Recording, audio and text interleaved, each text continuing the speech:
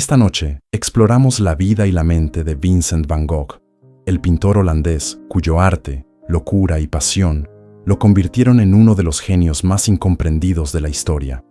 Desde noches estrelladas hasta finales trágicos, la historia de Van Gogh es una de brillantez chocando con dolor y belleza nacida del sufrimiento. Su legado aún conmueve corazones, inspira a artistas y desafía nuestras ideas de éxito y fracaso. Antes de que te pongas cómodo, como siempre, tómate un segundo para dar me gusta al video y suscribirte al canal, pero solo si disfrutas de nuestro contenido. También, haznos saber desde dónde estás viendo y qué hora es para ti. A veces nuestras historias te mantienen despierto, otras veces te ponen a dormir. Estamos trabajando en algunas aburridas. No te preocupes.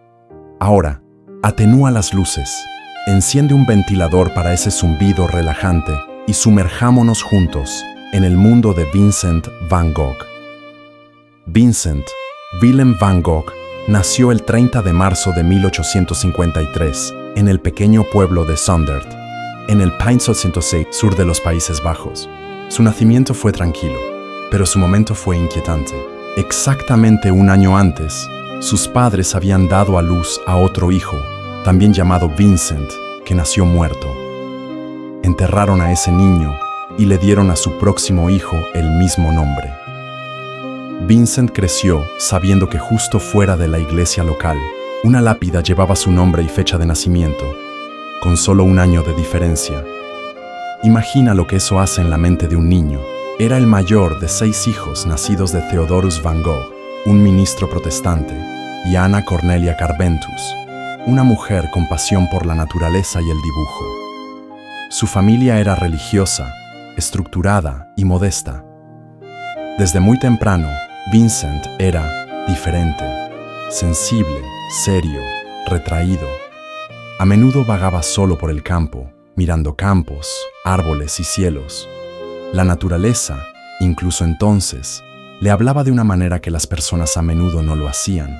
La escuela nunca funcionó del todo para él. Aunque inteligente y curioso, luchaba por conectar con compañeros y maestros. No era un niño fácil, propenso a cambios de humor repentinos y largos silencios. Algunos lo describían como intenso, incluso difícil. Otros lo veían como amable, considerado y profundamente sensible. Pero sobre todo, parecía vivir ligeramente aparte del mundo que lo rodeaba, como un invitado en su propia vida. Su hermano menor, Theo, se convertiría en su compañero más cercano, emocional y espiritualmente. Su vínculo algún día llevaría a Vincent a través de los momentos más oscuros de su vida. Pero en estos primeros años, Vincent estaba principalmente solo, con sus pensamientos, sus preguntas y los paisajes de su imaginación. Todavía no pintaba. Eso llegaría mucho más tarde, pero las semillas ya estaban allí. Una fascinación por la naturaleza, una obsesión por la belleza en lo ordinario y una soledad que coloreaba todo. Vincent no era del tipo que buscaba atención. Se quedaba al margen de las cosas, tranquilo, atento, recolectando detalles que el resto del mundo ignoraba.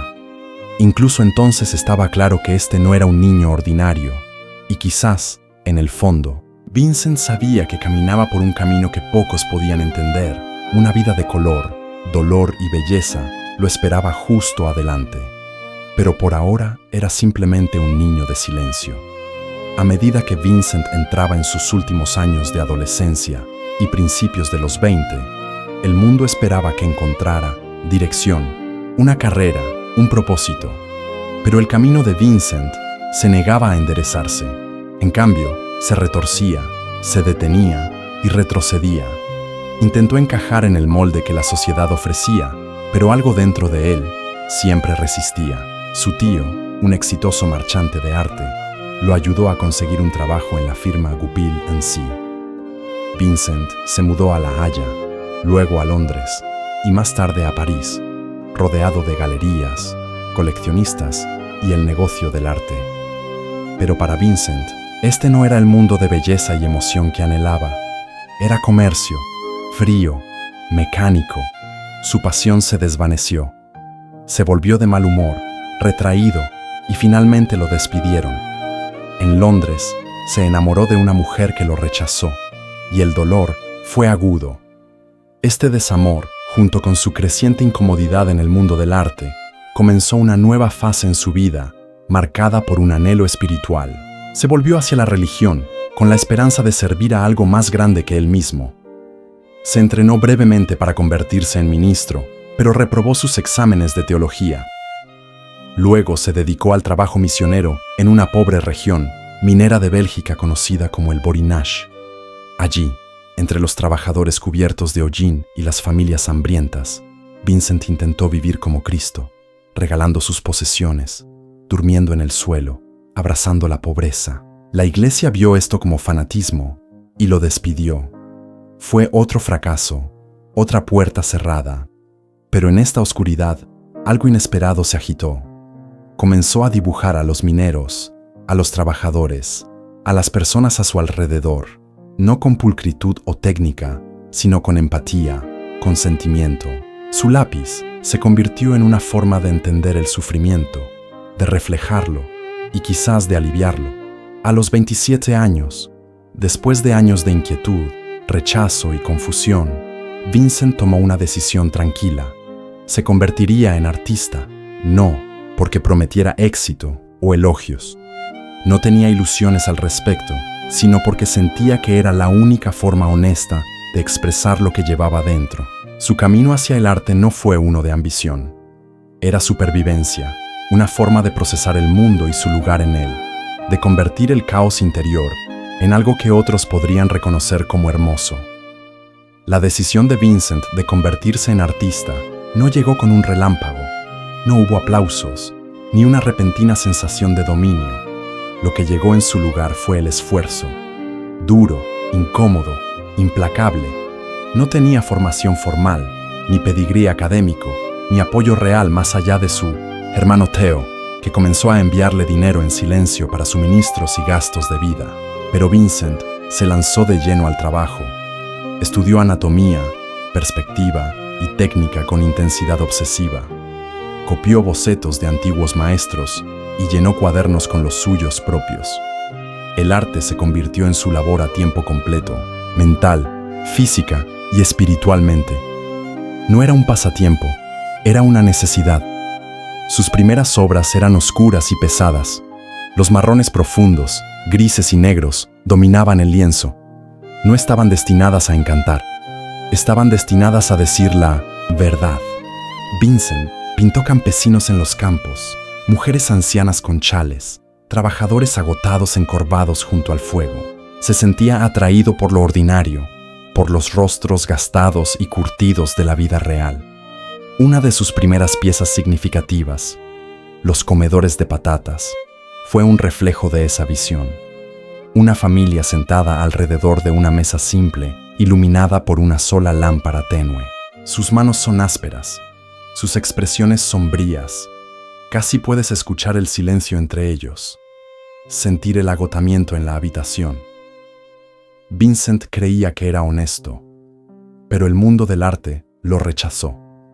Demasiado crudo, demasiado sombrío, demasiado real. Se sintió aplastado, pero no derrotado. Vincent no intentaba complacer a nadie, intentaba ver. Una vez escribió: «Quiero tocar a las personas con mi arte. Quiero que digan que siente profundamente, siente con ternura». Y lo decía en serio. No solo pintaba imágenes, pintaba emociones, las suyas y las de las personas olvidadas a su alrededor. A lo largo de estos primeros años, rebotó entre pueblos y estudios, viviendo principalmente en la pobreza. Rara vez comía bien. Su ropa a menudo estaba harapienta. Su salud decayó, pero cuanto más frágil se volvía su cuerpo, más fuerte crecía su voz artística. Estaba aprendiendo a hablar con color, con textura, con silencio. Aunque aún desconocido para el mundo, Vincent van Gogh se había convertido en algo real, un artista no de técnica, sino de verdad. Su estilo se estaba formando, su alma se derramaba, y aunque el reconocimiento no estaba a la vista, una tormenta de creatividad había comenzado a reunirse dentro de él. En 1886, Vincent van Gogh llegó a París, una ciudad que pulsaba con energía, arte y cambio. Su hermano, Theo, ahora marchante de arte, lo recibió en su pequeño apartamento en Montmartre. Era estrecho y caótico, pero para Vincent era un punto de inflexión.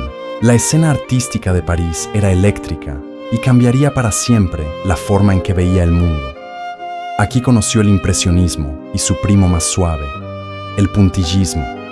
Se fueron los marrones terrosos y las sombras oscuras de sus primeras obras. En su lugar, colores brillantes, pinceladas sueltas y luz solar capturada en el lienzo. Por primera vez, la paleta de Vincent explotó. Cambió los tonos tierra por amarillos, rojos y azules eléctricos.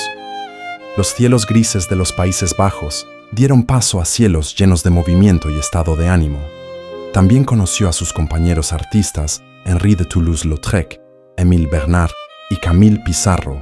Entre ellos estaba Paul Gauguin, un pintor audaz y seguro cuya relación con Vincent algún día daría forma y destrozaría su vida. Sin embargo, incluso en los cafés animados y las calles bohemias de París, Vincent seguía siendo un marginado. Socialmente torpe y emocionalmente intenso, luchaba por conectar. No anhelaba fiestas ni elogios, sino algo más profundo: comprensión. No quería solo pintar como los demás. Quería sentir de manera diferente, ver el mundo a través de la emoción, no de la técnica. Su trabajo se volvió más experimental. Comenzó a pintar autorretratos, docenas de ellos, cada uno capturando un estado mental cambiante. En algunos, miraba directamente al espectador, desafiándolo. En otros, miraba hacia otro lado, como si estuviera perdido en sus pensamientos. Estos retratos no eran sobre vanidad, eran un reflejo de su tormento interior. Aunque su arte evolucionaba, también lo hacía su aislamiento. El ruido de la ciudad, el ritmo implacable y el peso emocional que llevaba se volvieron demasiado. Se cansó, se agitó. Necesitaba paz, espacio, luz. Y así, a principios de 1888, Vincent dejó atrás París y se dirigió al sur, a Arles, un tranquilo pueblo en Provenza. Lo imaginaba como una especie de santuario, un nuevo comienzo, un lugar donde podría pintar el sol, los campos de trigo y el calor que tanto anhelaba. Cuando Vincent llegó a Arles en febrero de 1888, el frío viento mistral barría la ciudad. Pero a Vincent no le importó. Había venido en busca de luz solar y pronto el paisaje florecería con color. Campos de trigo amarillo, montañas violetas, cielos azules, todo lo que había imaginado. Alquiló una pequeña casa con paredes de color limón, la ahora famosa Casa Amarilla, y declaró que era el comienzo de su sueño, un refugio de artista en el sur de Francia. Su plan era simple pero grandioso. Quería construir un estudio del sur, un espacio compartido donde pintores afines pudieran vivir, trabajar e inspirarse mutuamente, una hermandad creativa. Vincent creía profundamente en la comunidad, aunque a menudo luchaba dentro de ella. La soledad de su pasado lo hacía anhelar conexión, y en Arles esperaba encontrarla por fin. Pintó con una energía maníaca, girasoles en un jarrón, campos bajo cielos pesados, huertos en flor, noches estrelladas. Su trabajo con el pincel se volvió más seguro, más vivo. Ya no pintaba lo que veía, pintaba lo que sentía. El calor del sol se convirtió en un amarillo intenso en el lienzo. La quietud de una habitación se convirtió en un remolino de emoción en color y línea. A pesar de los momentos de alegría, la soledad persistía. Escribía cartas a Theo constantemente, describiendo su trabajo, sus comidas, sus cambios de humor. Vincent siempre intentaba explicarse a sí mismo, como si esperara que alguien, cualquiera, entendiera realmente lo que ocurría dentro de él. En el otoño de 1888, Paul Gauguin finalmente llegó a Arles. Vincent estaba extasiado. Por fin, su visión de una comuna de artistas parecía posible. Llenó la Casa Amarilla de pinturas, decoró la habitación de Gauguin y se preparó para días de colaboración creativa. Pero el sueño se agrietó rápidamente. Gauguin era independiente, orgulloso y a menudo desdeñoso. Vincent era emocional, ansioso y profundamente sensible. Sus personalidades chocaban. Las conversaciones se convertían en discusiones. Vincent se volvió más inestable, temiendo que Gauguin lo abandonara. Y sin embargo, a pesar de la tensión, creó algunas de sus obras más memorables durante este tiempo, incluyendo los icónicos girasoles que pintó para dar la bienvenida a Gauguin. Vincent se aferraba a algo frágil, un sueño construido a partir de soledad y color. Pero bajo la superficie, algo más oscuro se estaba gestando: la presión, el miedo, el deseo de pertenecer. En Arles, Vincent alcanzó nuevas alturas de brillantez, pero cuanto más alto subía, más inestable se volvía. A finales de 1888, el ambiente dentro de la Casa Amarilla se había vuelto insoportable. Lo que comenzó como una esperanzadora colaboración entre dos artistas había descendido a un conflicto diario. Gauguin encontró a Vincent impredecible, demasiado emocional y difícil de trabajar. Vincent, a su vez, se sentía abandonado, ansioso y cada vez más paranoico. La armonía creativa que había soñado se desvanecía ante sus ojos. La noche del 23 de diciembre, después de una acalorada discusión, todo cambió. Esa noche, Gauguin se marchó furioso. Algunos dicen que tenía la intención de dejar Arles para siempre. Según una versión de la historia, Vincent lo siguió a la calle, posiblemente sosteniendo una navaja, pero Gauguin se alejó y Vincent, solo y en espiral, regresó a casa en un estado de profunda angustia. Tomó una hoja y se cortó parte de la oreja izquierda. ¿Qué lo llevó a hacerlo? Nadie lo sabe con certeza. Quizás fue el dolor. Quizás fue un acto desesperado de control en un mundo que se le escapaba. Quizás fue un grito que nadie había escuchado aún. Envolvió la oreja cortada en papel y la llevó a un burdel cercano, entregándosela a una mujer llamada Rachel.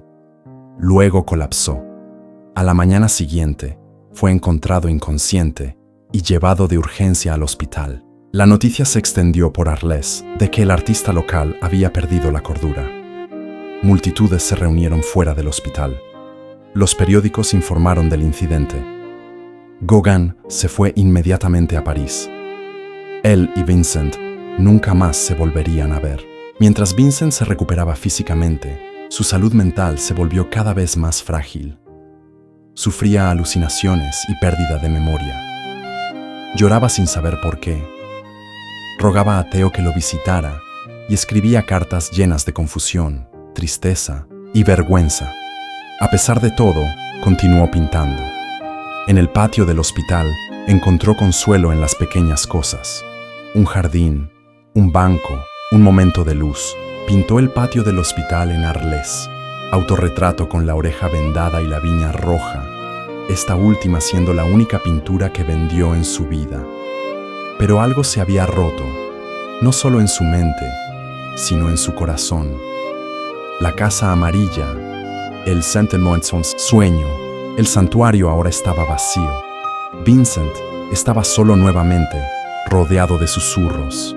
Observado con sospecha, su lugar en la ciudad ya no era bienvenido, y así, con tristeza y consentimiento, se internó en un manicomio. La oreja se había ido, el amigo se había marchado, pero el artista permaneció. En mayo de 1889, Vincent van Gogh se internó en el manicomio de San Pablo de Mausol, en Saint-Rémy-de-Provence. El edificio de piedra, rodeado de jardines y olivos, alguna vez fue un monasterio. Ahora se convirtió en un lugar de curación, o al menos un lugar de tranquilidad. Para Vincent, era tanto una prisión como un santuario. Su habitación tenía rejas en las ventanas. Había largos periodos de silencio interrumpidos por gritos distantes de otros pacientes. Sus días estaban llenos de rutina: comidas, medicamentos, descanso. Pero cada vez que se sentía lo suficientemente bien, pintaba. El personal del manicomio le permitió un espacio de estudio y Vincent lo usó obsesivamente. Pintó la vista desde su ventana una y otra vez. Cipreses, cielos arremolinados, campos dorados. Pintó flores, corredores y las colinas más allá de los muros del manicomio. Y en un momento de calma inquieta, pintó una de sus obras más icónicas, La noche estrellada. La pintura no estaba destinada a ser realista, era emocional. El cielo palpita con movimiento, las estrellas arden como fuego y un tranquilo pueblo duerme abajo. Vincent la llamó un fracaso. El mundo mucho más tarde estaría en desacuerdo. Aunque su salud mental fluctuaba, su creatividad aumentaba. Completó casi 150 pinturas en un año, muchas ahora consideradas obras maestras. Iris, los olivos, el dormitorio y el campo de trigo con segador, cada una mezcla de paz y caos, luz y sufrimiento. Pero nunca estuvo libre de la oscuridad. Experimentó episodios aterradores, periodos de confusión, pánico y silencio. A veces no podía recordar lo que había pintado, otras veces temía que su mente se deslizara para siempre. Una vez tragó pintura y trementina, un acto de autolesión que lo dejó débil y conmocionado. Aún así, se aferró. A lo largo de todo, escribió cartas a Theo, página tras página, llenas de pensamientos sobre el color, el trabajo con el pincel, la emoción y la esperanza. Intentó explicar lo inexplicable, lo que se sentía al desmoronarse mientras creaba algo hermoso. A pesar de todo, creía en su trabajo. ¿Qué sería de la vida, escribió, si no tuviéramos el coraje de intentar nada? Dentro de los muros de ese manicomio, Vincent estaba roto, y sin embargo, dentro de esos mismos muros, creó algunas de las obras de arte más poderosas que el mundo jamás conocería. Un hombre perdiendo la cordura, pero encontrando su alma en cada lienzo. Para mayo de 1890, Vincent van Gogh dejó el manicomio en Saint-Rémy. Su salud había mejorado y, aunque aún frágil, estaba ansioso por volver al mundo exterior. Por sugerencia de su médico, se mudó al tranquilo pueblo de Auvers, justo al norte de París. Era pacífico, lleno de cielos abiertos, caminos sinuosos y campos de trigo dorado, paisajes que le convenían. Más importante aún, estaba cerca de Theo. Theo, su hermano y salvavidas, se había casado recientemente y se había convertido en padre. Vincent estaba feliz por él, pero sentía un miedo silencioso creciendo. Miedo a convertirse en una carga, a que el apoyo financiero, el peso emocional, la preocupación que causaba, fueran demasiado. Nunca lo dijo abiertamente, pero sus cartas lo insinuaban. Su tono había cambiado. La gratitud ahora estaba mezclada con culpa. En Auvers, Vincent estaba bajo el cuidado del Dr. Paul Gachet, un médico con interés en el arte y la melancolía. Vincent pintó su retrato 2 veces. «Está más enfermo que yo», escribió a Theo, medio en broma, medio en serio. Pero a pesar de sus dudas y su tormento interior, Vincent pintaba más que nunca. En solo 70 días, creó más de 70 obras, campos, bajo cielos tormentosos, caminos bordeados de álamos, una iglesia que se retorcía ligeramente como si se viera en un sueño. Cada pintura parecía urgente, vívida, poderosa, cargada de emoción. Estaba poniendo todo lo que le quedaba en el lienzo, y entonces se detuvo. El 27 de julio de 1890, Vincent caminó hacia un campo de trigo llevando un revólver. Nadie sabe exactamente qué estaba pensando. Quizás creía que su tiempo había llegado. Quizás creía que su trabajo estaba hecho. Se disparó en el pecho, pero sobrevivió a la herida inicial. Tambaleándose de regreso a su alojamiento, fue encontrado sangrando y llevado a la cama. Theo corrió a su lado. Hablaron poco, pero el vínculo entre ellos no necesitaba palabras. Vincent, en dolor pero calmado, susurró su mensaje final. La tristeza durará para siempre. Murió en los brazos de Theo 2 días después. el pueblo lo enterró bajo una colina arbolada, rodeado por los mismos campos que había pintado. En el momento de su muerte, Vincent van Gogh era desconocido, no celebrado, incomprendido. Pero en ese silencio, un legado comenzaba a surgir. Vincent van Gogh murió creyendo que había fracasado. Vendió solo un cuadro en su vida. Fue ridiculizado, incomprendido, ignorado. El mundo nunca supo qué hacer con él hasta que fue demasiado tarde. 6 meses después de la muerte de Vincent, Theo lo siguió. Murió por enfermedad, afligido y exhausto, sin saber nunca el impacto que la obra de su hermano tendría algún día. Pero la esposa de Theo, Johanna van Gogh Bonger, entró en el silencio. Heredó cientos de pinturas y cartas de Vincent, cosas que la mayoría habría desechado, pero ella no las vio como fracasos, las vio como verdades. Silenciosamente, con determinación, comenzó a compartir la historia de Vincent con el mundo. Organizó exposiciones, publicó sus cartas y conectó su arte con el alma detrás del pincel. Lo que una vez fue desestimado, como locura comenzó a ser reconocido como genio. El mundo que le había dado la espalda comenzó a escuchar. A principios del siglo XX, la obra de Vincent había encontrado una audiencia, luego un seguimiento, luego un legado. Los museos exhibían sus piezas, los coleccionistas luchaban por adquirirlas. Los artistas lo nombraban como su mayor inspiración. Los críticos reescribieron sus historias para incluirlo, y con cada década que pasaba, su nombre solo crecía. Hoy, la Noche Estrellada cuelga en el Museo de Arte Moderno de Nueva York, vista por millones. Los girasoles es considerada una de las pinturas más reconocibles del mundo. Sus cartas, profundamente humanas, dolorosamente honestas, son estudiadas no solo por su visión del arte, sino de la condición humana en sí misma. Pero el legado de Vincent no está solo en las pinceladas o los museos. Está en la forma en que vemos el dolor y la belleza ahora, en cómo hablamos de la salud mental, el aislamiento, la sensibilidad y la creatividad. Mostró que la lucha y el genio a menudo están entrelazados, que incluso en la desesperación podemos crear algo luminoso. Es quizás el mayor ejemplo de alguien que no fue celebrado en su tiempo, pero cuyo tiempo eventualmente llegó.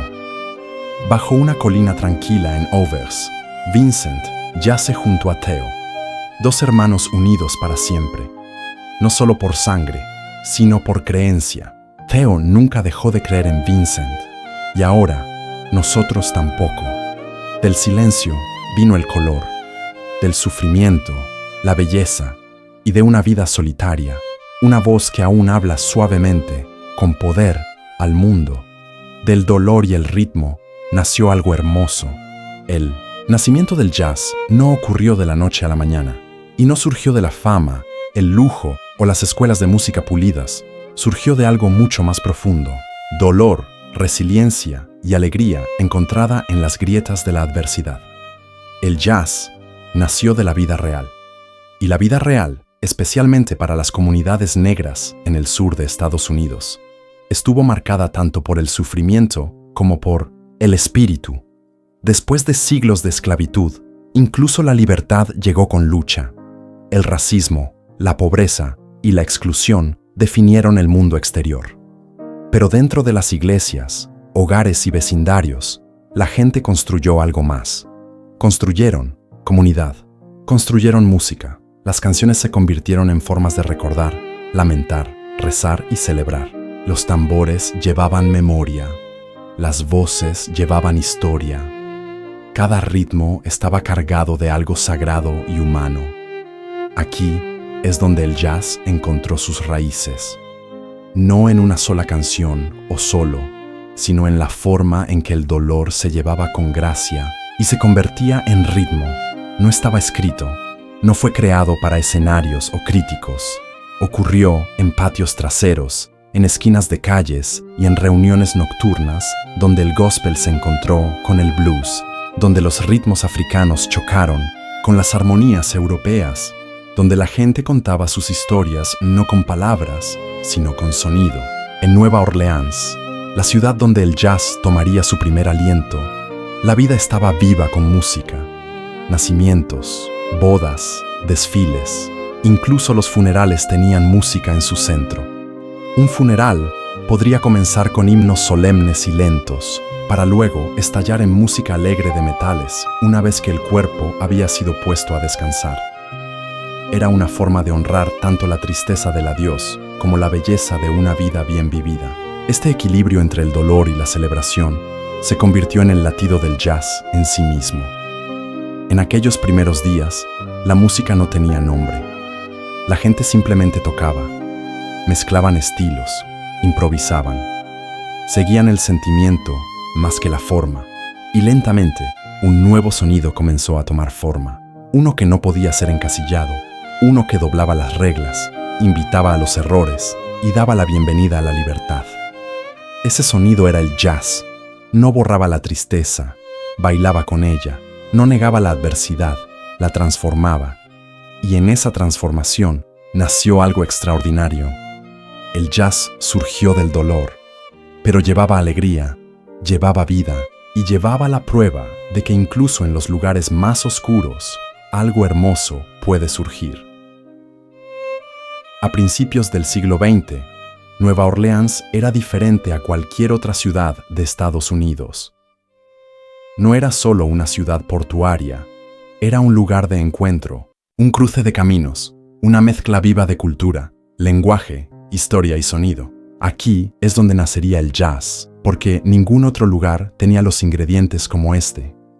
La ciudad era francesa, española, africana, criolla, caribeña, católica, protestante, esclava, libre y todo lo demás.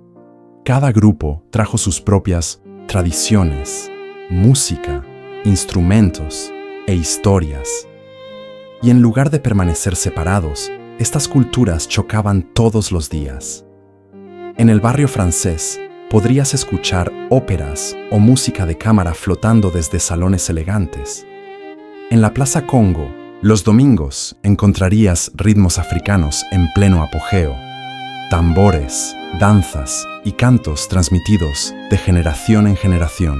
A solo unas calles de distancia, los coros de gospel llenaban las iglesias, mientras las bandas de metales ensayaban para los desfiles. Los artistas callejeros tocaban ragtime en pianos destartalados. Los niños aprendían himnos de oído. Las bandas de metales marchaban por los barrios. Sus sonidos se derramaban en cada callejuela. La música estaba en todas partes y lo que es más importante, se compartía. Nueva Orleans era una de las pocas ciudades donde personas de diferentes razas y clases escuchaban regularmente la música de los demás. Los músicos aprendían unos de otros, tomando prestados ritmos, frases y técnicas. Un espiritual antiguo podía inspirar una nueva melodía. Una línea de metales de un desfile podía terminar en una improvisación de blues. No había límites, solo inspiración. La geografía de la ciudad también jugó un papel. Los barrios estrechamente unidos significaban que el sonido viajaba fácilmente. El llamado de un cornetín o el ritmo de un tambor podía llegar de una cuadra a la siguiente, atrayendo a la gente. Una sola actuación en un porche podía convertirse en una sesión de improvisación al anochecer. Esta colisión de culturas no ocurrió pacíficamente. La segregación y el racismo eran muy reales, pero la música encontró su camino alrededor de esos muros. Era el lenguaje común en un lugar dividido, y en Nueva Orleans ese lenguaje seguía evolucionando. De este rico, ruidoso y alma melting pot surgió algo completamente nuevo, no clásico, no folclórico, no blues, sino algo hecho de pedazos de todos ellos. El sonido del jazz se estaba formando, improvisado, impredecible, imposible de definir, y ninguna otra ciudad excepto Nueva Orleans podría haberle dado vida. Mucho antes de que el jazz tuviera un nombre, tenía un latido. Ese latido venía de África. Durante generaciones, los africanos esclavizados llevados a América llevaron consigo más que la supervivencia. Llevaban memoria, ritmo y música. Incluso en los capítulos más oscuros de la historia humana, se aferraron a los sonidos que les recordaban a su hogar. Y en Nueva Orleans, esos sonidos perduraron. El espacio más famoso donde estos ritmos vivían era la Plaza Congo, un terreno justo fuera del barrio francés. Los domingos, el único día en que se permitía descansar a las personas esclavizadas, se reunían para bailar, tocar tambores, cantar y compartir tradiciones. Durante unas horas, recuperaban la libertad a través del ritmo. Lo que resonaba en la Plaza Congo no era solo entretenimiento, era resistencia cultural. Los cantos de llamada y respuesta, la polirritmia de los tambores, los movimientos corporales, todos eran lazos con la identidad, la ancestralidad y la dignidad. La plaza en sí se convirtió en sagrada, pulsando con vida frente a la opresión. Con el tiempo, esos ritmos se mezclaron con instrumentos europeos, violines, cuernos y acordeones. El banjo, descendiente de los laúdes de África Occidental, encontró su lugar junto a melodías francesas y formas de guitarra españolas. El resultado fue un sonido que no podía rastrearse hasta una sola fuente. Era el hijo de muchos. La influencia africana también dio forma al espíritu de la música. En muchas culturas de África Occidental, la música no estaba separada de la vida. Era la vida. Contaba historias, marcaba estaciones, sanaba heridas y unía comunidades. Ese sentido de la música como emoción, como comunicación, encontró su camino en cada capa del jazz. Desde los gritos del campo hasta las canciones de trabajo, los espirituales hasta el blues, el lenguaje musical de la diáspora africana estaba vivo y evolucionando. Cada nota llevaba peso, cada ritmo tenía un propósito, y de esta profundidad emocional surgió el poder de la improvisación. Expresar el sentimiento en el momento, no a través de la perfección, sino a través de la honestidad. El jazz heredó ese lenguaje. No seguía reglas estrictas porque la vida tampoco lo hacía. Se doblaba, cambiaba, respondía, sentía. Nunca se trataba solo de técnica, se trataba de verdad. Los ecos de África le dieron alma al jazz, le dieron un ritmo que movía el cuerpo y un dolor que tocaba el corazón. El jazz puede haber tomado forma en América, pero sus raíces se hundieron profundamente en otro continente. Y esas raíces aún resuenan bajo cada cuerno, cada tambor y cada nota tocada en su nombre. En los años siguientes a la Guerra Civil, Nueva Orleans se encontró con algo inesperado: instrumentos sobrantes, cornetas de latón, clarinetes, tambores y tubas que alguna vez fueron utilizados por bandas militares ya no eran necesarios. Encontraron su camino hacia casas de empeño, áticos y tiendas de segunda mano, acumulando polvo hasta que manos curiosas les dieron nueva vida. Esas manos no pertenecían a músicos entrenados, pertenecían a personas comunes, barberos, carniceros, limpiabotas, porteros, hombres y niños que no podían permitirse lecciones formales, pero que se enseñaban a sí mismos escuchando, sintiendo, experimentando. Tomaron esos instrumentos de metal y los hicieron hablar de maneras que nadie había hecho antes. El resultado no fue educado, no fue propio, fue fuerte, crudo y lleno de alma.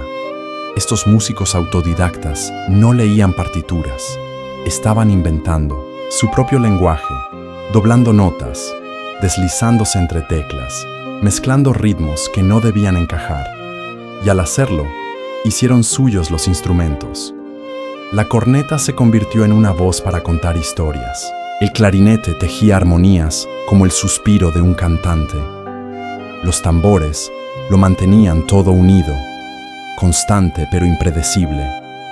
Y la tuba, profunda y redonda, le daba a la música su poderoso latido.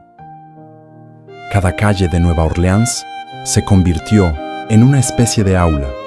Las bandas de marcha desfilaban por los barrios. Los cuartetos de metal tocaban en frituras de pescado, bailes y funerales. Si un niño tenía talento, podía aprender simplemente mirando e imitando. No necesitabas ser rico, solo necesitabas ritmo. El jazz se estaba formando, no en prístinos salones de conciertos, sino en movimiento. Era música con la que caminabas, bailabas, vivías. La improvisación no era un truco, era supervivencia. Si dejabas caer una nota, doblabas otra para atraparla. Si no conocías la melodía, inventabas una que encajara. El jazz no castigaba los errores, los convertía en oportunidades. Lo que comenzó con instrumentos sobrantes se convirtió en una revolución. Estas herramientas de orden militar renacieron como instrumentos de expresión personal. Ya no marchaban al mando de alguien más. Se balanceaban, se mecían, gritaban con alegría y dolor. En Nueva Orleans, el metal no era solo metal, era magia, era transformación, y pronto se convertiría en la voz de una música completamente nueva, una música que se extendería desde esas calles al resto del mundo. Charles Buddy Bolden nació en Nueva Orleans en 1877. A finales de la década de 1890, ya estaba haciendo ruido, literalmente. Bolden tocaba la corneta, pero no como los demás. Su sonido era más fuerte, más libre y más emocional que cualquier cosa que la ciudad hubiera escuchado. Decían, cuando Bolden tocaba, no solo lo escuchabas, lo sentías. No estaba entrenado en teoría musical, no podía leer partituras, pero no lo necesitaba.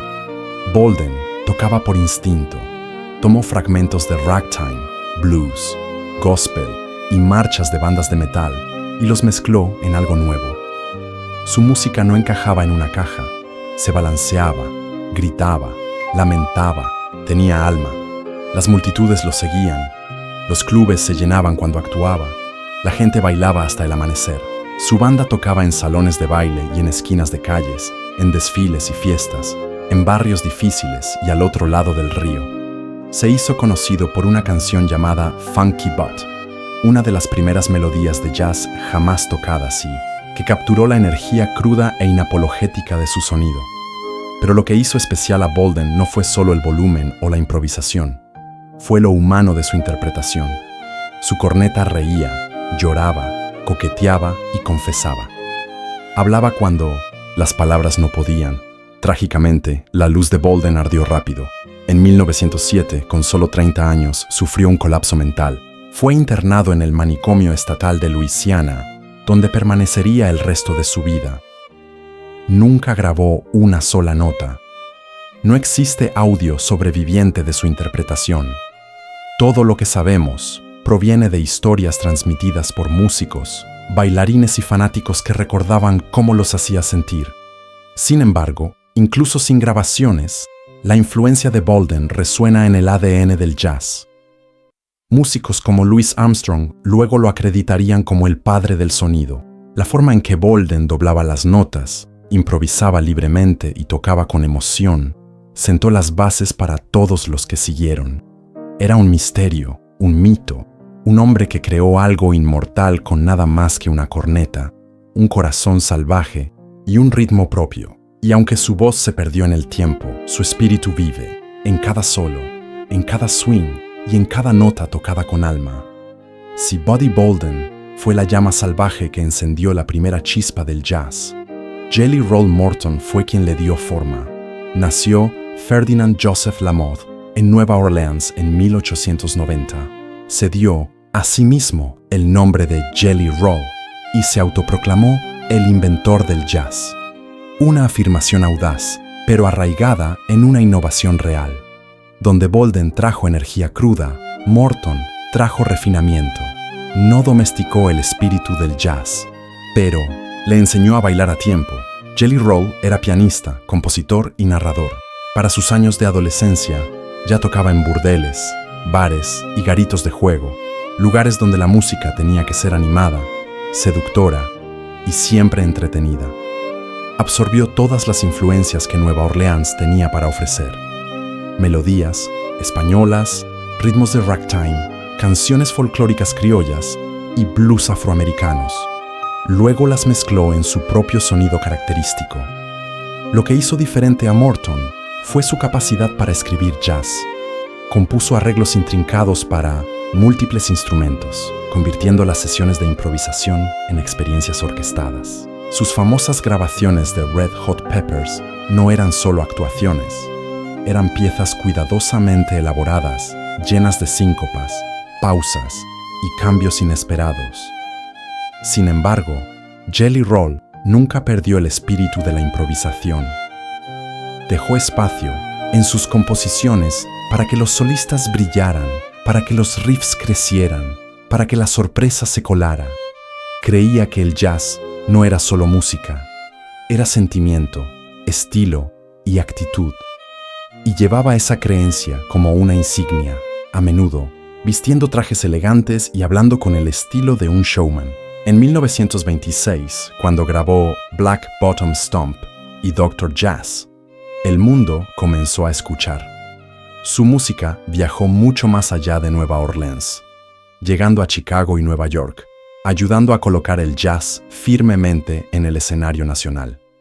Pero la importancia de Jelly Roll va más allá de sus composiciones. Demostró que el jazz podía ser tanto espontáneo como estructurado, que no tenía que elegir entre libertad y forma, y les dio a los músicos futuros un plano, una manera de escribir, grabar y preservar un sonido que había sido transmitido principalmente de oído. Algunos dicen que exageró su papel en el nacimiento del jazz, pero incluso si no lo inventó, lo moldeó, lo enmarcó y lo impulsó hacia adelante. Jelly Roll Morton le dio al jazz su primera columna vertebral, y sin embargo, aún bailaba.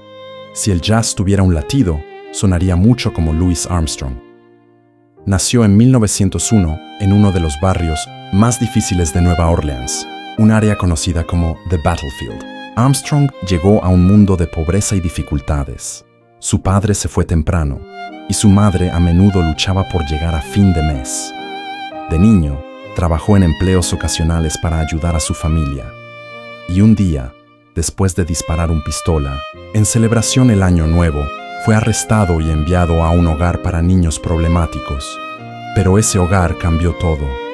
Allí, Louis fue introducido a la corneta, y desde el momento en que la sostuvo, algo despertó dentro de él. La música se convirtió en su voz, su escape, y pronto en su identidad. Aprendió rápidamente, escuchó profundamente y absorbió todo de los músicos locales a su alrededor, especialmente de su ídolo, King Oliver, uno de los principales líderes de banda de Nueva Orleans en ese momento. A principios de la década de 1920, Armstrong se había unido a la banda de Oliver en Chicago. Su sonido era inconfundible, cálido, audaz y lleno de vida. A diferencia de muchos músicos de la época, Armstrong no se limitaba a mezclarse con la banda. Destacaba. Sus solos cantaban, se elevaban, y cuando comenzó a cantar también, con esa voz ronca y alegre, ganó corazones al instante. Armstrong trajo algo al jazz que no se había realizado completamente antes: personalidad.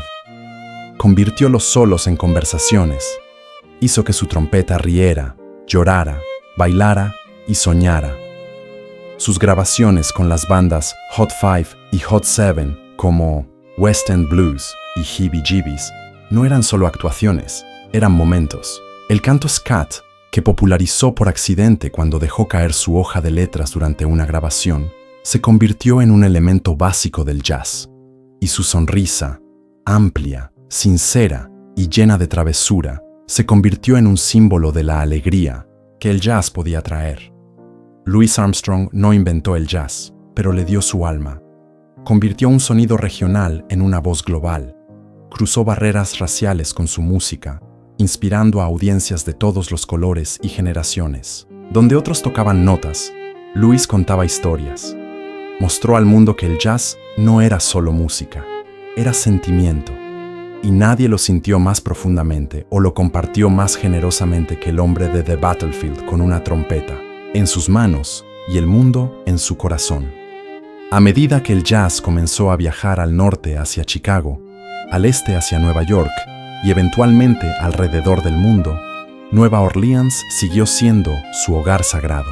Mientras otras ciudades añadían sus propios estilos y giros, las calles de la ciudad creciente se aferraron al espíritu original. Allí, el jazz nunca se convirtió solo en un género. Siguió siendo algo vivo, respirando y comunitario.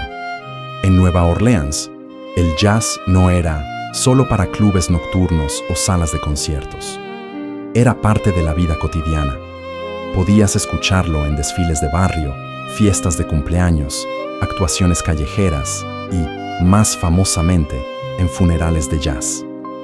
Estos no eran asuntos tranquilos y solemnes.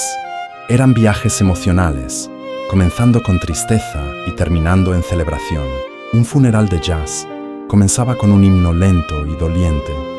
La banda tocaba en tonos menores, igualando el peso del dolor. Pero una vez que el cuerpo era puesto a descansar, la música se transformaba. El tempo aumentaba, los metales bailaban, la gente aplaudía, giraba paraguas y formaba una segunda línea.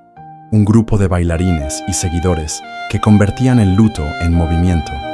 Ese espíritu, la capacidad de honrar el dolor mientras se abraza la alegría, estaba en el corazón del jazz de Nueva Orleans. Incluso a medida que la industria musical evolucionaba y el jazz daba paso al swing, al bebop y más tarde al fusion y a interpretaciones modernas, Nueva Orleans se aferró a las tradiciones tempranas.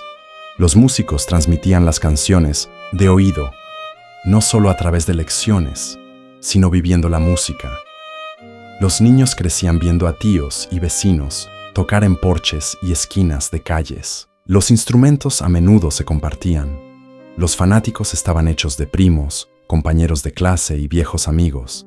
Esto no era nostalgia, era legado, un hilo vivo que unía a cada generación con la siguiente. El jazz de Nueva Orleans también siguió profundamente ligado al lugar. Podías caminar por el barrio francés y aún escuchar los mismos ritmos que Buddy Bolden podría haber tocado hace más de 100 años. Las bandas de metales marchaban por las mismas calles. Lugares como Preservation Hall mantenían vivas las viejas canciones, no como piezas de museo, sino como expresiones de la hora.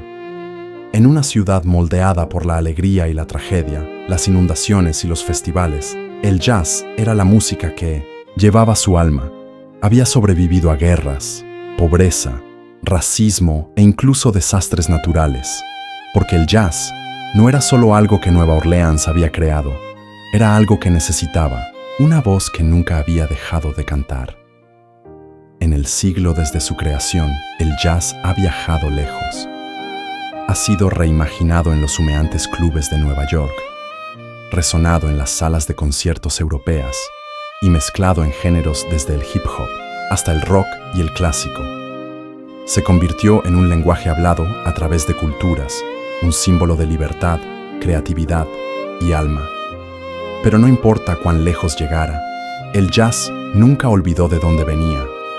Nunca dejó atrás el dolor, la alegría y la improvisación que le dieron vida. En su mejor momento, aún lleva esa misma energía, el espíritu que dice, haré belleza con lo que me den.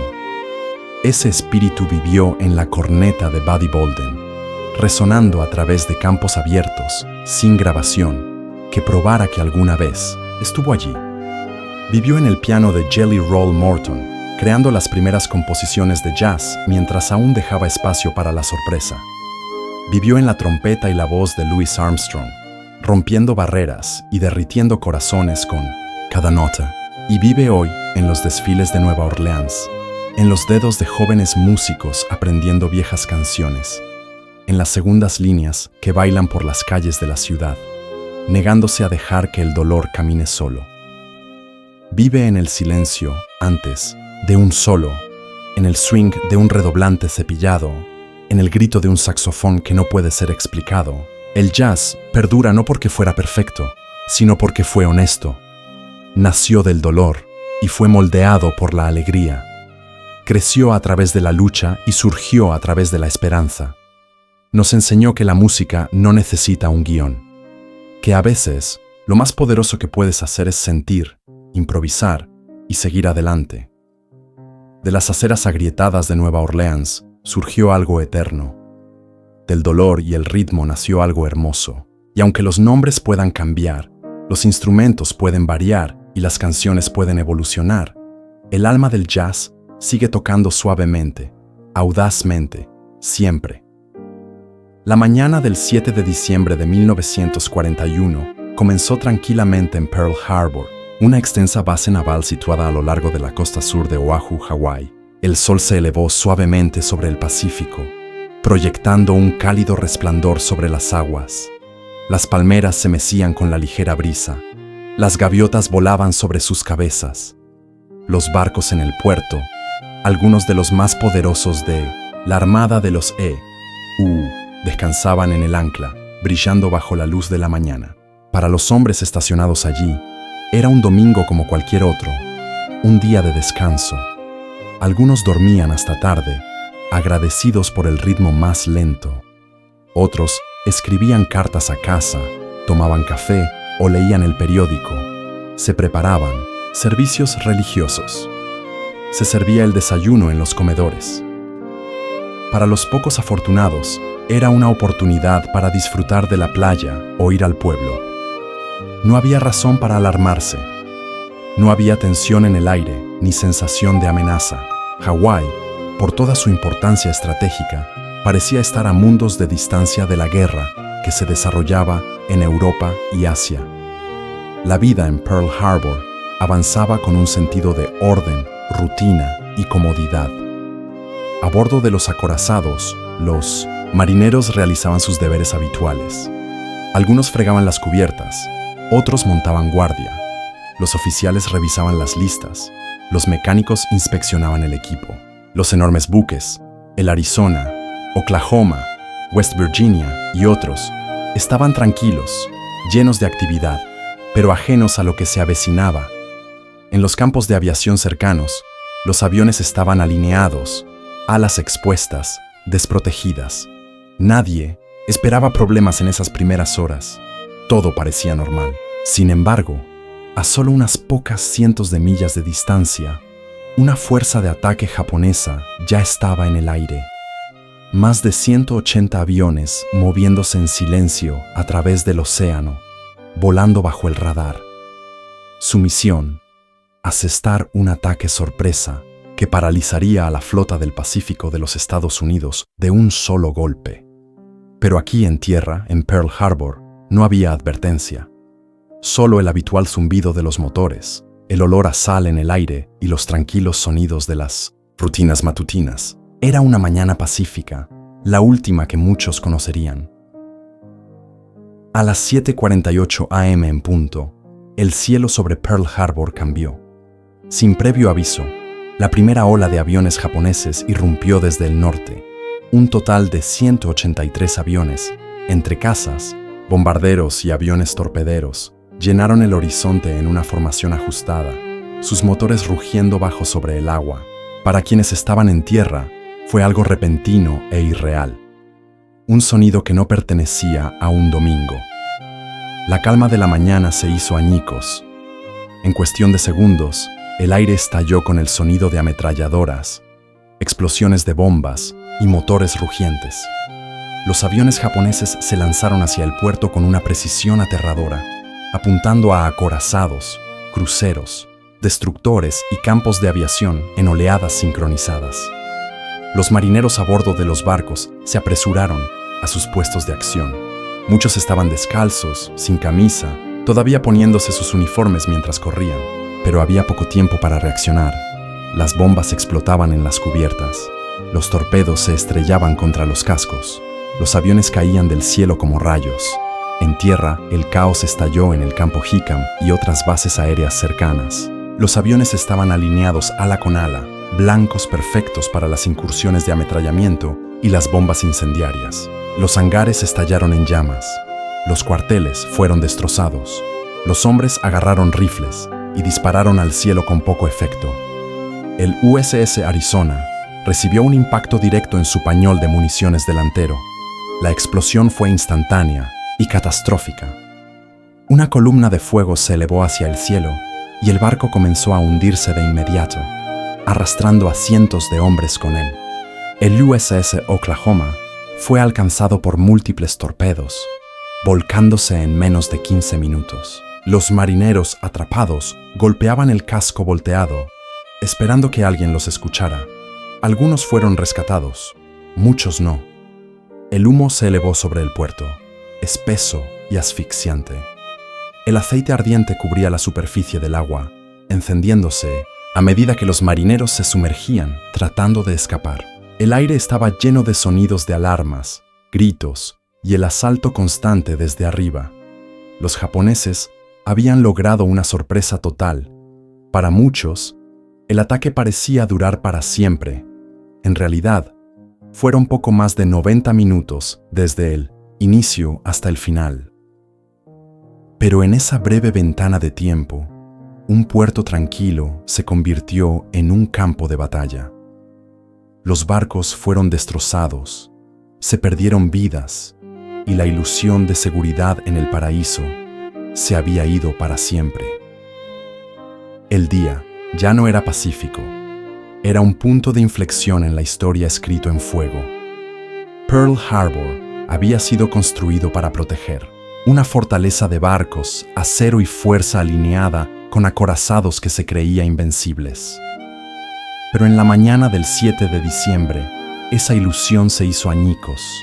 El ataque japonés se centró en el corazón del poder naval estadounidense, la flota del Pacífico anclada en el puerto. 8 acorazados estaban quietos en el agua, ajenos a que estaban a momentos del desastre. El USS Arizona, majestuoso e imponente, fue uno de los primeros en ser alcanzado. Una bomba perforó su cubierta y detonó un enorme pañol de municiones. El barco explotó con tal fuerza que se elevó fuera del agua antes de romperse y hundirse. Las llamas se dispararon hacia el cielo. 1,177 hombres murieron al instante. Muchos nunca fueron identificados. Muchos nunca fueron encontrados. Cerca de allí, el USS Oklahoma recibió múltiples torpedos. En cuestión de minutos, se volcó, rodando y atrapando a cientos de marineros dentro de su casco. Algunos fueron rescatados por esfuerzos frenéticos, hombres cortando el acero con sopletes para liberar a los supervivientes. Pero se perdieron 429 vidas, la mayoría de ellas en total oscuridad, con el agua subiendo. El USS West Virginia, California y Nevada también fueron gravemente dañados. Torpedos perforaron sus costados. Bombas explotaron en las cubiertas superiores. Los incendios se propagaron sin control. Los marineros contraatacaron, pero con poco tiempo y pocas armas listas, sus opciones eran limitadas. Algunos barcos, como el USS Nevada, intentaron escapar. El Nevada intentó navegar fuera del puerto bajo fuego intenso. Su tripulación logró vararlo para evitar bloquear el canal, un acto desesperado y heroico en medio del caos. En total, 21 barcos resultaron dañados o destruidos, incluyendo acorazados, cruceros y destructores. Las instalaciones en tierra, los tanques de combustible y los astilleros de reparación también fueron alcanzados. El puerto, una vez un lugar de rutina y seguridad, se había convertido en un cementerio flotante. Los restos humeaban mucho después de que el ataque terminara. Los incendios ardieron hasta la noche. Los cuerpos fueron sacados del agua, muchos irreconocibles. El petróleo goteaba de los barcos hundidos, dejando una mancha que ensuciaría el agua durante días y aún hoy gotea del Arizona. El ataque japonés había sido brutal y efectivo. El orgullo de la flota del Pacífico de Estados Unidos yacía destrozado. No se perdió ni un solo barco enemigo, pero algo más poderoso que el acero, había sido despertado y el mundo pronto lo sentiría. Mientras los barcos ardían y las explosiones destrozaban el acero, eran las personas, los marineros, los soldados, las enfermeras, los civiles, quienes soportaban el peso de esa mañana. El ataque a Pearl Harbor cobró 2,403 vidas estadounidenses. De esas, más de 1,000 murieron a bordo del USS Arizona solo. Muchos eran jóvenes, algunos apenas salidos de la escuela secundaria.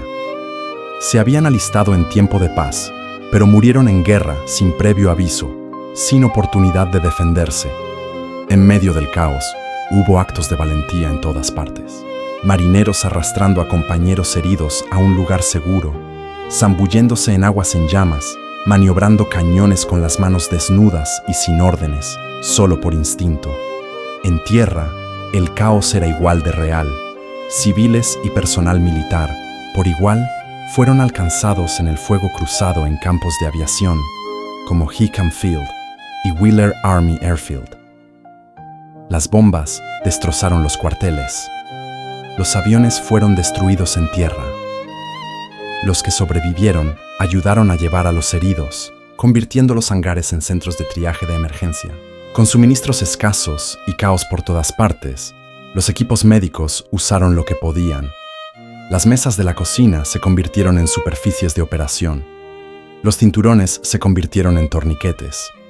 En el hospital naval, los médicos trabajaron durante horas sin descanso. La sangre manchaba cada piso. El sonido de los heridos que llegaban nunca cesaba. No había suficientes camillas ni suficientes manos. Y luego estaban aquellos que vivieron pero llevaron heridas invisibles. Los sobrevivientes hablaron de los gritos atrapados dentro del Oklahoma volteado, donde los hombres golpeaban el casco durante horas, de compañeros de barco que nunca salieron a la superficie, de la impotencia de ver a un amigo envuelto en llamas sin poder alcanzarlo a tiempo. Algunos hombres fueron los únicos supervivientes de su barco. Otros llevaban quemaduras, heridas de metralla o pérdida permanente de audición. Muchos llevaron el trauma de esa mañana en silencio durante el resto de sus vidas. Habían vivido, pero en muchos sentidos habían cambiado para siempre. La destrucción de los barcos podía medirse en acero y tonelaje, pero el verdadero costo de Pearl Harbor se medía en vidas, vidas perdidas, vidas rotas, vidas que nunca volverían a ser las mismas. La guerra había llegado de repente y había cobrado un precio terrible. El ataque a Pearl Harbor no fue un acto de agresión aleatorio. Fue un golpe calculado, diseñado con precisión y secreto. Durante meses, el ejército japonés había estado preparándose. Se dibujaron planes, se construyeron modelos. Los pilotos entrenaron incansablemente. Cada detalle tenía un propósito. Cada objetivo, un papel en una visión más amplia. Los líderes de Japón creían que la guerra con Estados Unidos era inevitable. Las tensiones habían estado aumentando durante años. Estados Unidos había impuesto sanciones económicas, incluyendo un embargo de petróleo paralizante, en respuesta a la expansión de Japón a través de China y el sudeste asiático. Enfrentados a recursos menguantes y una creciente resistencia, Japón vio solo dos opciones: retirarse de sus ambiciones o neutralizar a Estados Unidos antes de que pudiera responder. Eligieron lo segundo. El objetivo del ataque a Pearl Harbor era simple: incapacitar a la flota del Pacífico de Estados Unidos de manera tan exhaustiva que Estados Unidos se viera obligado a aceptar la dominancia de Japón en el Pacífico. Al eliminar acorazados, campos de aviación y reservas de combustible, Japón esperaba ganar tiempo, de 6 meses a 1 año, para asegurar territorio en Filipinas, Malasia, las Indias Orientales holandesas y más allá. Un comienzo rápido y abrumador, creían, obligaría a Estados Unidos a negociar, no a retaliar. La operación fue planeada bajo el almirante Isoroku Yamamoto, un brillante estratega que conocía los riesgos. Había estudiado en Estados Unidos y entendía la industria y la fuerza de voluntad estadounidenses. En privado, expresó dudas, advirtiendo famosamente: «Temo que todo lo que hemos hecho es despertar a un gigante dormido». Pero una vez tomada la decisión, Yamamoto la ejecutó a la perfección. El 7 de diciembre, 6 portaaviones, más de 400 aviones y una flota de acorazados y cruceros lanzaron el ataque sorpresa. La fuerza de ataque había navegado más de 3.000 millas sin ser detectada a través del Pacífico Norte. Fue una de las operaciones navales más audaces de la historia y a nivel táctico funcionó. Los acorazados fueron hundidos, los campos de aviación destruidos. Estados Unidos fue tomado por sorpresa. Pero Japón había calculado mal una cosa: el espíritu estadounidense. La esperanza de negociación nunca llegó. La rendición esperada se convirtió, en lugar de eso, en una movilización total. El ataque no intimidó, unificó, y en lugar de debilitar a Estados Unidos, forjó una determinación más fuerte de lo que Japón había imaginado. La mañana después del ataque, el 8 de diciembre de 1941, Estados Unidos ya no era el mismo país que el día anterior. En todo el país, la gente se reunía alrededor de las radios, en cocinas, tiendas y escuelas, escuchando en busca de claridad, de consuelo, de respuestas. Lo que escucharon fue la voz del presidente Franklin D. Roosevelt, calmada pero resuelta, mientras se dirigía a una sesión conjunta del Congreso y, por extensión, al mundo. Comenzó con una línea que resonaría a través de generaciones. Ayer, 7 de diciembre de 1941, una fecha que vivirá en la infamia. Habló durante solo 7 minutos, pero en esos minutos dio voz a una nación herida pero decidida. Roosevelt describió el ataque deliberado y no provocado del Imperio de Japón y expuso con una claridad inconfundible que Estados Unidos había sido arrastrado a la guerra. El Congreso respondió de inmediato. La votación para declarar la guerra a Japón pasó, con casi unanimidad, solo un voto en contra. Solo un día después del ataque, Estados Unidos estaba oficialmente en guerra. 3 días después, el 11 de diciembre, Alemania e Italia, aliados de Japón bajo el Pacto Tripartito, declararon la guerra a Estados Unidos. Estados Unidos respondió de la misma manera. En menos de una semana, una nación que había esperado evitar la guerra estaba completamente involucrada en la Segunda Guerra Mundial, tanto en los frentes del Pacífico como en Europa. El estado de ánimo en Estados Unidos cambió de la noche a la mañana. El debate entre aislacionistas e intervencionistas había terminado. Las fábricas que antes producían automóviles ahora fabricaban tanques y aviones. Los jóvenes se alineaban fuera de los centros de reclutamiento. Las familias racionaban alimentos, recolectaban chatarra y plantaban huertos de la victoria. Una nación había sido atacada y respondió no con retirada, sino con determinación. El discurso de Roosevelt hizo más que declarar la guerra. Dio dirección al pueblo estadounidense. Definió el momento no solo como una tragedia, sino como un llamado a la acción, un momento de dolor, sí, pero también de unidad y propósito. Pearl Harbor ya no era solo un lugar, se había convertido en un símbolo de lo que se perdió y de lo que surgiría en su lugar. De las cenizas del puerto vino una declaración. De esa declaración vino un esfuerzo de guerra, y de ese esfuerzo de guerra, la historia sería reescrita. El 7 de diciembre había cambiado todo, y Estados Unidos nunca lo olvidaría. Antes de Pearl Harbor, Estados Unidos era una nación dividida, atrapada entre el instinto de mantenerse al margen de las guerras extranjeras y la creciente conciencia de que el mundo se estaba sumiendo en el caos. Europa ya estaba en llamas. Los ejércitos de Hitler habían barrido el continente. Japón había invadido China y amenazaba el sudeste asiático. Pero aún así, muchos estadounidenses creían que no era su lucha. Eso cambió en una sola mañana. El ataque a Pearl Harbor transformó el aislamiento en acción. El debate había terminado. Estados Unidos ahora estaba completamente involucrado, no solo emocionalmente, sino militar, económica y políticamente. Y a partir de ese momento, Estados Unidos se convertiría en una fuerza decisiva en el resultado de la Segunda Guerra Mundial. Las fábricas cobraron vida. Las líneas de ensamblaje que antes producían automóviles y electrodomésticos comenzaron a fabricar tanques, aviones, rifles y barcos de guerra. Este cambio, llamado el arsenal de la democracia, convirtió a Estados Unidos en el mayor productor de materiales de guerra del mundo. Con el tiempo, las fábricas estadounidenses superaron la producción de todas las potencias del eje combinadas. Los jóvenes se alistaron por millones. Algunos se ofrecieron como voluntarios al día siguiente. Otros fueron reclutados. Chicos de pueblos pequeños y grandes ciudades por igual se pusieron uniformes y fueron enviados a partes distantes del mundo. Muchos nunca habían salido de sus estados de origen. Ahora se encontraban en Europa, norte de África o en el Pacífico. Las mujeres asumieron roles que nunca antes habían desempeñado, trabajando en fábricas, astilleros y oficinas. Rosie la remachadora se convirtió en un símbolo de la nueva fuerza laboral estadounidense, fuerte, capaz y vital para la victoria. El gobierno también se movilizó. Racionamiento, bonos de guerra, campañas de propaganda e innovación científica. Todo formó parte de un esfuerzo nacional que tocó cada hogar estadounidense.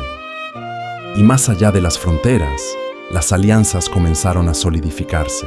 Estados Unidos se unió a los aliados, trabajando con Gran Bretaña, la Unión Soviética, China y otras naciones para frenar la marea del fascismo y la agresión imperial.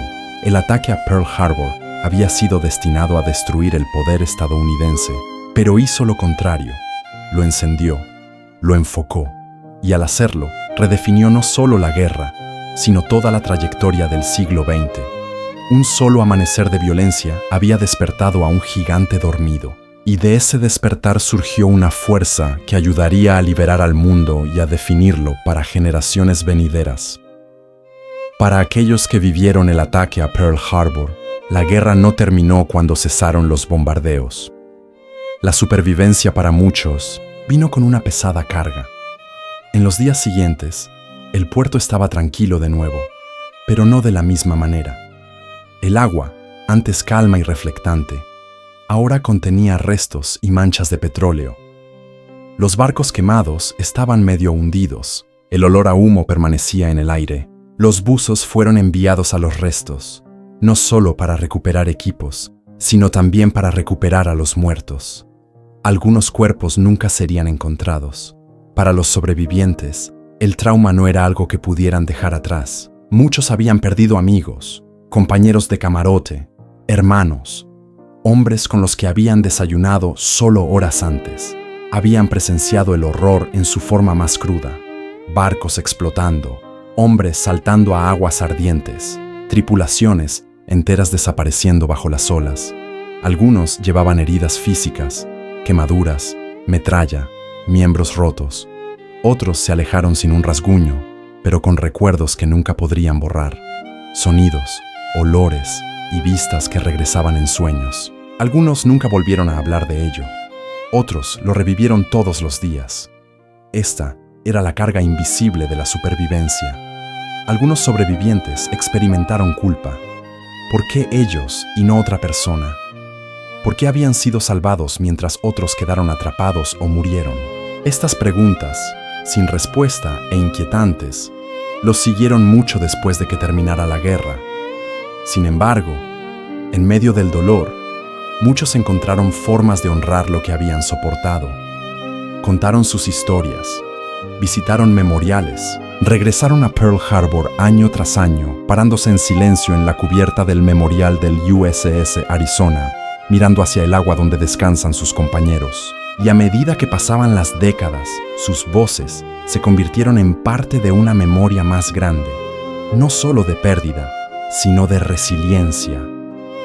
Estos hombres y mujeres, algunos apenas adolescentes en ese momento, llevaron el recuerdo de Pearl Harbor consigo a cada rincón de sus vidas, a las familias que construyeron, a los trabajos que desempeñaron, al país que ayudaron a reconstruir. No buscaban fama. La mayoría no se llamaban a sí mismos héroes, pero lo eran. El ataque a Pearl Harbor abrió algo en el mundo, pero en su aftermath, los sobrevivientes mostraron algo aún más fuerte: el poder de soportar, reconstruir y llevar las historias de los caídos hacia adelante, para que nunca fueran olvidados.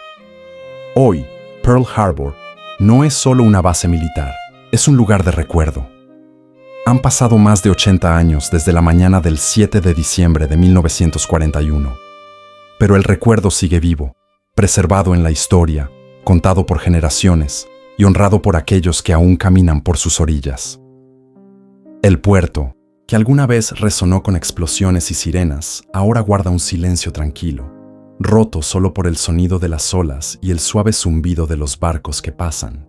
En el centro de este recuerdo flota el memorial del USS Arizona, una estructura ancha que abarca el acorazado hundido debajo. No se alza en grandeza, sino en reverencia. Debajo de él yacen los restos de más de 900 marineros, aún encerrados en el casco oxidado del barco. Gotas de petróleo siguen subiendo a la superficie. Lágrimas negras, las llaman algunos, un recordatorio constante y solemne de vidas perdidas. Cada año, sobrevivientes, veteranos, familias y visitantes de todo el mundo vienen a este lugar. Se paran en silencio, leen los nombres grabados en mármol y recuerdan lo que se sacrificó. Algunos colocan coronas en el agua, otros simplemente hacen una pausa, con la cabeza inclinada, observando cómo la historia respira tranquilamente bajo las olas. Recordar Pearl Harbor no se trata solo de honrar a quienes murieron, se trata de entender lo que se despertó ese día. La fuerza de una nación, la unidad de un pueblo, la resiliencia de aquellos que lo vivieron. A medida que pasan los años, el número de sobrevivientes continúa disminuyendo. La mayoría de los que estuvieron allí ese día ya se han ido, pero sus historias siguen vivas en cartas, entrevistas, museos y memoriales, en aulas y documentales, en las palabras tranquilas compartidas entre abuelos y nietos. Las lecciones de Pearl Harbor no son solo sobre la guerra, son sobre la paz, la vigilancia y la memoria. Nos recuerdan cuán rápido puede cambiar el mundo, cuán profundamente puede sentirse la pérdida y cuán vital es recordar el pasado para no repetirlo. El 7 de diciembre de 1941 fue un día de devastación, pero de sus cenizas surgió la determinación, y a través del recuerdo, ese espíritu continúa guiándonos. Pearl Harbor no es olvidado, es recordado en silencio, en reverencia y en el eco de cada nombre pronunciado en voz alta. Mucho antes de la era de la ciencia, antes del telescopio y el observatorio, solo había los cielos y las personas que los observaban. En la antigua Babilonia, la observación de las estrellas no comenzó con herramientas, comenzó con asombro. Noche tras noche, mucho antes de que existieran relojes o calendarios, la gente miraba hacia arriba. No había distracciones, ni contaminación lumínica. El cielo nocturno se extendía interminablemente sobre ellos, nítido, silencioso y lleno de misterio. Los babilonios no veían las estrellas como objetos distantes de física fría. Las veían como signos vivos, símbolos, los movimientos de los dioses a través de un escenario celestial, y las observaban con atención, sabiendo que lo que se desarrollaba arriba eventualmente se reflejaría abajo. Es fácil olvidar en nuestro mundo moderno cuánto lograron sin más que el ojo desnudo. No había lentes para magnificar las estrellas, ni satélites para escanear los cielos, ni matemáticas más allá de lo escrito a mano. Sin embargo, de alguna manera comenzaron a mapear el cielo. Notaron que ciertas estrellas salían por el este a la misma hora cada año, que la luna seguía un patrón, que Venus desaparecía y reaparecía. Estas no eran observaciones fugaces. Los babilonios se comprometieron a años, décadas de observación.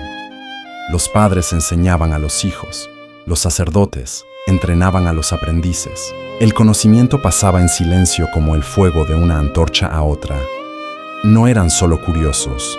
Para ellos, observar el cielo era esencial. Era parte de la agricultura, de la religión, de la gobernanza. El cielo podía predecir hambruna o fortuna, podía bendecir a un rey o advertir de su caída. Y así lo observaban desde los techos, desde los patios de los templos y eventualmente desde las imponentes zigurats. Registraban cuidadosamente lo que veían, no para la poesía, sino para la predicción. Cada entrada era parte de un esfuerzo mayor para entender los cielos, no solo espiritualmente, sino también matemáticamente. Una de las colecciones más famosas proviene de la ciudad de Uruk, donde tabletas que datan del siglo VII a.C. detallan observaciones de Venus, completas con tiempos de salida y puesta, brechas en visibilidad y patrones cíclicos. Estos registros muestran no solo el reconocimiento del movimiento único de Venus, sino también una clara comprensión de su repetición a lo largo del tiempo. Lo que es aún más asombroso es lo avanzados que eran sus métodos numéricos. Los babilonios usaban un sistema base 60, el que aún usamos hoy, para dividir horas y ángulos. Podían calcular el tiempo, la distancia en el cielo y la duración de los meses lunares con sorprendente precisión. Algunas tabletas contenían textos procedimentales, fórmulas matemáticas utilizadas para modelar los movimientos de los planetas. Estas no eran conjeturas, eran los comienzos de la astronomía científica. Aunque el lenguaje en las tabletas puede parecer críptico ahora, los eruditos de hoy pueden coincidir muchos de los eventos registrados con ocurrencias astronómicas verificadas, confirmando eclipses y alineaciones planetarias que ocurrieron hace más de 2500 años. Y más allá de sus números, las tabletas nos ofrecen algo más, un vistazo a las mentes de aquellos que primero miraron hacia arriba y decidieron escribirlo. No solo observaban el cosmos, lo archivaban, lo preservaban, lo transmitían. Mucho, después de que las estrellas que estudiaron se hubieran desplazado. Mucho después de que sus zigurats se derrumbaran y sus ciudades cayeran, sus registros perduraron, esperando bajo el polvo para hablar una vez más. En esas tabletas de arcilla, los cielos antiguos aún están vivos. Para los babilonios, la línea entre la astronomía y la astrología no existía. Las estrellas no eran solo objetos celestes, eran mensajes, señales, advertencias, bendiciones. El cielo no estaba separado de la vida en la tierra, era un reflejo de ella. Creían que los cielos estaban gobernados por los dioses. Cada cuerpo celeste se movía según la voluntad divina. La luna, el sol, los planetas no eran solo fenómenos naturales, eran los ojos y las manos de las deidades, y sus movimientos contaban una historia si uno tenía la sabiduría para leerla. Cuando un planeta se movía de manera inusual o un eclipse oscurecía la luna, no era simplemente un evento físico, era una señal. Quizás un rey estaba en peligro, quizás una ciudad vecina se alzaría o caería, quizás los dioses estaban enojados o complacidos. Ignorar los cielos era ignorar la voluntad del cielo mismo. Los sacerdotes babilonios desarrollaron textos detallados de augurios, largas listas que conectaban eventos celestes específicos con consecuencias terrenales. Estos se llamaban Enuma Anu Enlil, una vasta colección de augurios astronómicos que se extendía a lo largo de docenas de tabletas. Por ejemplo, si la luna se eclipsaba en el día 14 del mes lunar, el rey moriría, o si Venus salía por el oeste y era brillante, habría paz en la tierra. Estas predicciones a menudo se utilizaban para decisiones políticas. ¿Debería marchar el ejército? ¿Debería posponerse una boda real? El cielo debía ser consultado primero. Los signos astrales podían retrasar coronaciones, iniciar guerras o detener festivales. Y sin embargo, los babilonios no eran simplemente supersticiosos. Su astrología estaba basada en la observación y el patrón. Sabían que los planetas seguían ciclos, que los eclipses regresaban. No siempre entendían el por qué, pero entendían el cuándo. Sus predicciones no se basaban en conjeturas. Estaban respaldadas por siglos de datos. Para ellos, lo práctico y lo espiritual eran uno y lo mismo. No había conflicto entre la creencia y el cálculo. Un sacerdote podía sostener tanto una tableta de posiciones estelares como una lista de augurios divinos y no ver ninguna contradicción. En Babilonia, la astronomía y la astrología bailaban juntas, una rastreando las estrellas, la otra interpretando su significado. Y en esa mezcla de ciencia y espiritualidad, encontraron algo poderoso, una forma de traer orden al caos, de encontrar propósito en los patrones y de entender la vida leyendo el cielo. Hoy en día, observamos el cielo nocturno a través de potentes telescopios, enviamos satélites a la órbita y sondamos los confines del universo. Nombramos galaxias, medimos la materia oscura y calculamos distancias en años luz. Pero detrás de cada descubrimiento moderno hay algo más antiguo, la primera chispa de asombro encendida por civilizaciones como Babilonia. Aunque sus templos se han derrumbado y sus reyes han sido olvidados, el legado babilonio sigue vivo, grabado en tabletas de arcilla, enterrado en piedra y escrito en el cielo nocturno. No nos dieron solo mitología, nos dieron métodos. Su sistema, numérico base 60, desarrollado para el comercio y la medición del tiempo, aún determina cómo medimos los ángulos y los minutos. Sus calendarios lunares se convirtieron en la base para las observancias religiosas en diversas culturas. Sus registros de eclipses y ciclos planetarios han ayudado a los astrónomos modernos a verificar fechas históricas con asombrosa precisión. Pero su mayor contribución no fue una teoría o ecuación específica, fue una mentalidad. Los babilonios mostraron que el cielo no era inalcanzable, que podía ser observado, comprendido y quizás predicho. Miraron hacia arriba y hicieron preguntas. No solo ¿qué es?, sino ¿qué significa? Dieron voz a las estrellas y al hacerlo, invitaron a generaciones a escucharlas. Las zigurats ya no perforan los cielos de las ciudades modernas. Las tabletas de arcilla ahora están en museos, cuidadosamente traducidas y estudiadas. Pero el espíritu de aquellos primeros observadores de estrellas permanece. Vive en el astrónomo que se queda despierto hasta tarde rastreando un cometa. En 1970, el niño que pregunta por qué la luna cambia de forma. En el científico que aún cree que hay más por descubrir. Cada vez que trazamos una constelación o rastreamos una órbita planetaria, caminamos por un camino que ellos comenzaron en los techos, en los patios y en la cima de torres sagradas.